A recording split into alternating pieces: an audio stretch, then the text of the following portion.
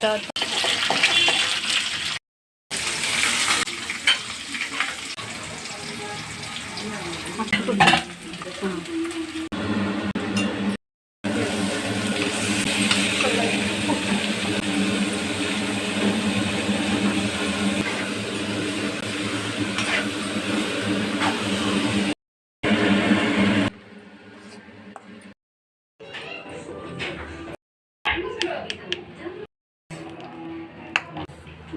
వేడి సంగటి పుదీనా పచ్చడి వెజిటేబుల్ మిక్స్ సూపర్గా ఉంటుందండి. లంచ్ ఇదేనా మాకు.